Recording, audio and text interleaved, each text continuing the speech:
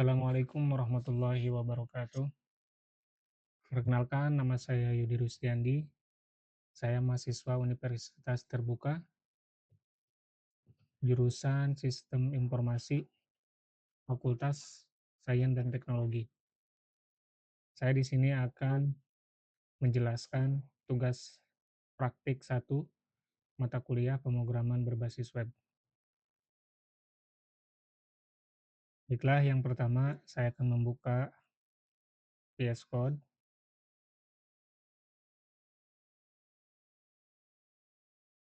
Nah, di sini ada folder tugas praktik 1 yang diberi nama dengan Sita Praktik. Nah, susunan folder ini terdiri dari ada folder aset.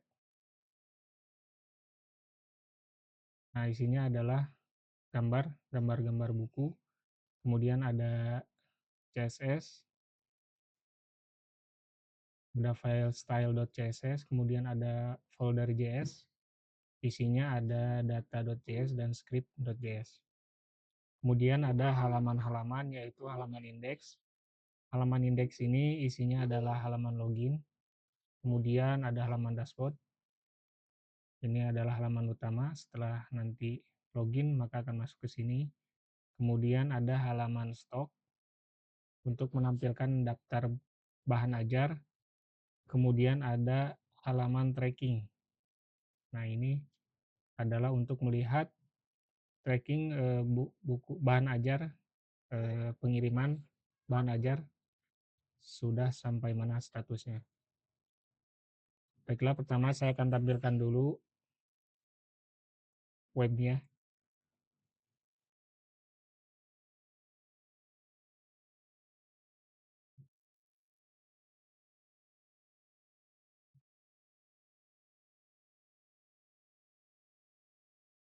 Nah, ini adalah tampilan halaman login, di mana pembuatan tugas praktik ini yaitu menggunakan HTML, CSS, dan JavaScript murni tanpa ada library atau framework tambahan. Di sini saya akan login menggunakan data yang sudah ada di data.cs. Melihat misalkan login dengan nama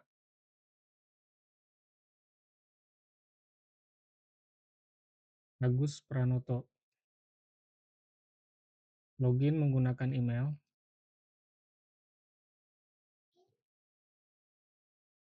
Kemudian masukkan passwordnya.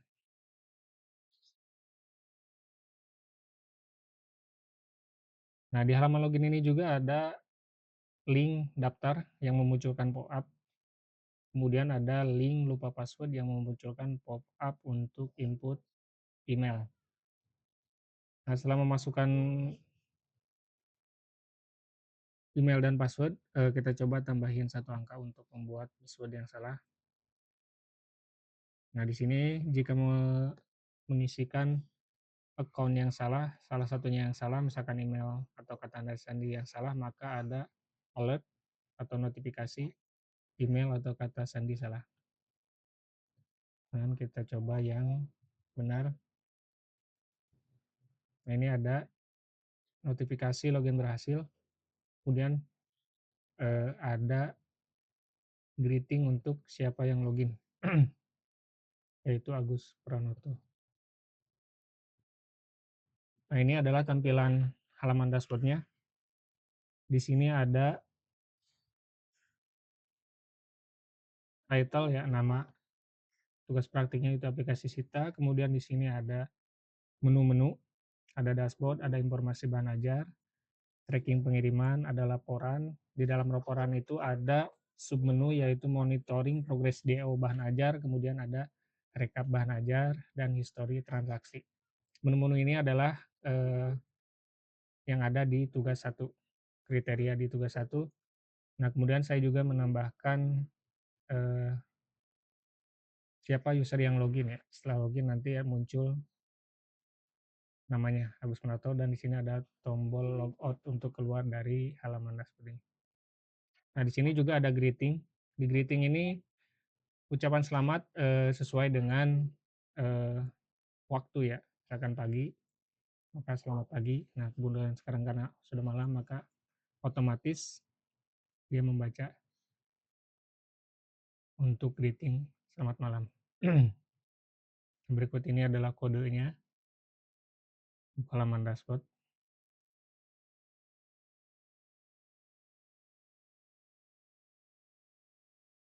Nah, kemudian di sini ada di halaman dashboard ini memanggil style atau CSS dengan metode eksternal ya. Jadi memanggil file, jadi CSS-nya itu disimpan di suatu file, terus kemudian dipanggil linknya. Nah, untuk di bawah sini adalah pemanggilan JavaScript, ada yang bentuknya yaitu eksternal, memanggil file, kemudian ada yang internal di dalam kode HTML-nya. Di sini juga ada style CSS dalam bentuk inline di tag HTML-nya. Nah, pembuatan HTML ini menggunakan HTML5 ya. Ini udah standar HTML. Kemudian di sini ada title yang juga diisi. Kemudian ada footer-nya juga. Nah, di sini ada pemanggilan JavaScript ke data.js dan script. Jadi ini akan di-load di setiap halaman. Karena untuk menampilkan CSS untuk halaman layout ya, layout tampilannya. Kemudian ini di halaman login. Nah, ini stylenya internal ya di HTML-nya. Tanpa memanggil style.css akan dikisahkan. Nah, di sini ada sintak JavaScript juga. Nah, di sini mengambil data dari .js, yaitu variabel data pengguna, dengan metode find untuk menemukan user yang login berdasarkan parameter email dan password. Nah, di sini jika usernya ada, maka datanya dimasukkan ke local storage agar ketahuan siapa yang login. Nah, kalau tidak ada, maka alert yang tadi sudah ditampilkan. Kemudian dia akan, jika usernya ada, maka dia akan redirect ke halaman dashboard HTML. Dan ini juga untuk pop-up ya, untuk DOM, untuk halaman daftar, dan tadi yang forgot password.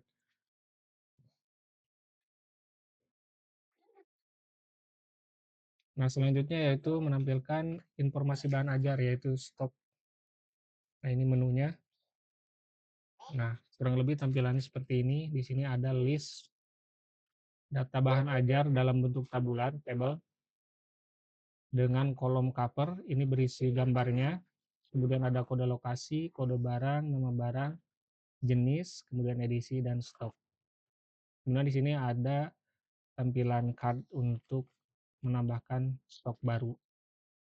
Nah, di sini sudah gambar, saya buat new label, gak required, untuk praktik sementara ya, tugas, karena belum ada kriteria untuk upload gambar.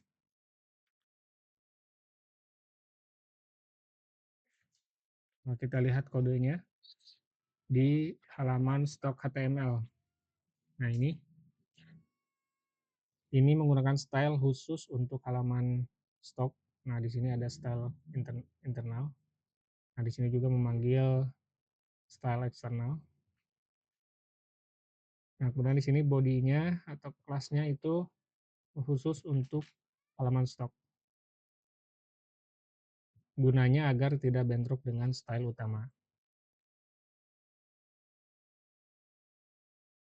Nah, ini untuk tampilannya, dan kemudian ini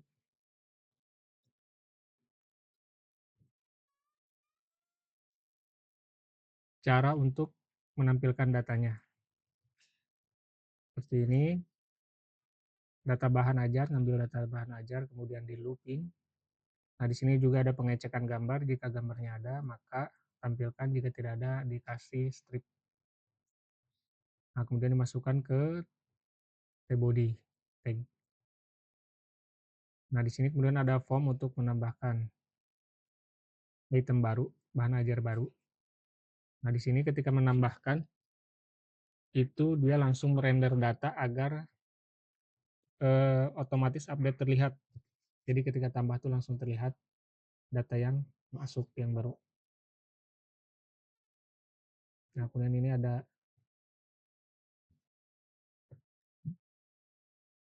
JavaScript untuk handling logout. Nah, kita coba tambahkan data baru. Misalkan kode lokasi BBJJ Jakarta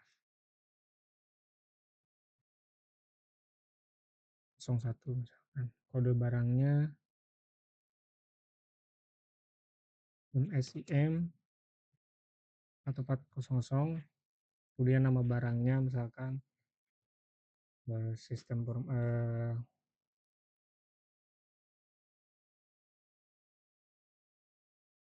pemrograman web,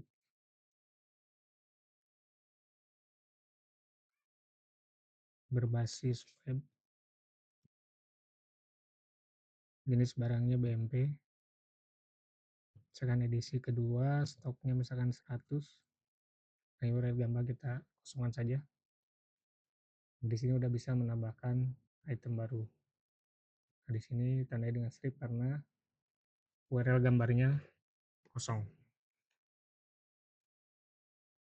Nah, kemudian selanjutnya yaitu ke halaman tracking pengiriman.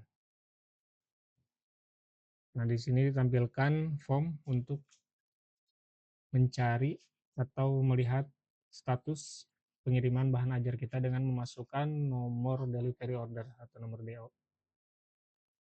Nah, kita lihat di code-nya ada halaman tracking. Nah, halaman tracking ini diambil dari data.js juga, yaitu bagian variabel data tracking. Di sini ada dua data, yang satu statusnya dalam perjalanan dan satu lagi statusnya sudah selesai. Nah, di sini kriterianya harus menampilkan status tracking, di mana menampilkan progress bar juga.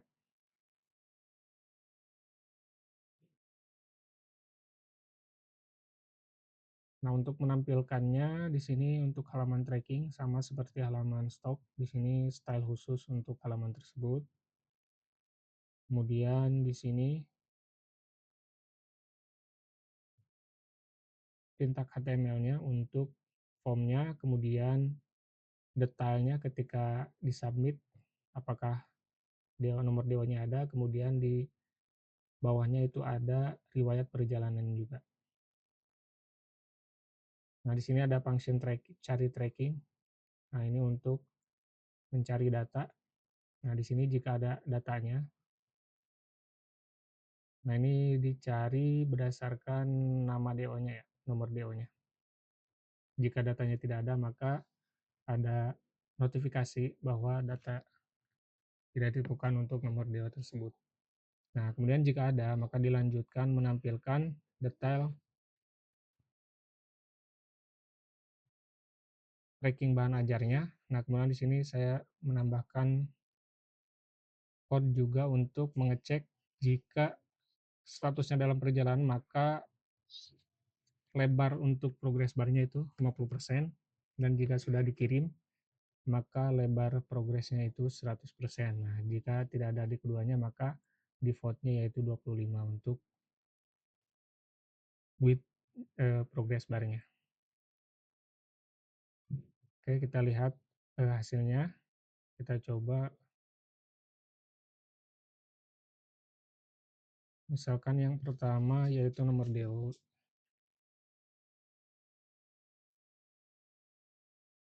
Kita coba untuk nomor DO yang tidak ada ya, kita tambahkan atau kita ganti 4 ini dengan 3. Nah, maka akan muncul keterangan bahwa data tidak ditemukan.